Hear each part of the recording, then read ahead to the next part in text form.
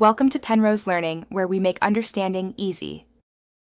You start by confirming the basics that cause write errors: who owns the file and whether the file system is writable.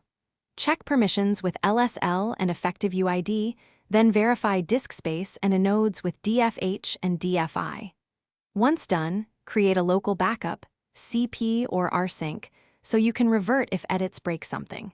Make sure to note any process holding the file. You will stop or coordinate those processes before making changes to avoid conflicts. Next, you change what actually blocks writes: permissions, locks, and security contexts. Use sudo chown and chmod to set owner and mode. Prefer specific modes like 640 or 664 rather than 777. Check lsof or fuser for processes holding the file and stop or restart them safely. If ACLs are present, run getfacl and modify with setfacl. On SE Linux systems, use restorekin to fix contexts. After each change, attempt a controlled write to confirm progress before proceeding. Finally, handle file system level issues and validate success. If the partition is mounted read-only, remount it read-write or schedule an FSCK at reboot during a maintenance window. For XFS, use XFS repair in rescue mode.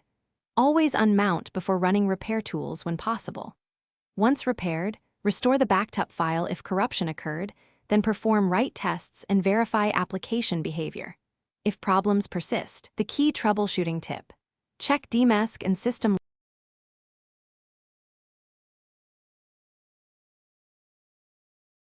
Thanks for watching. If this was helpful, leave a like and consider subscribing. See you next time.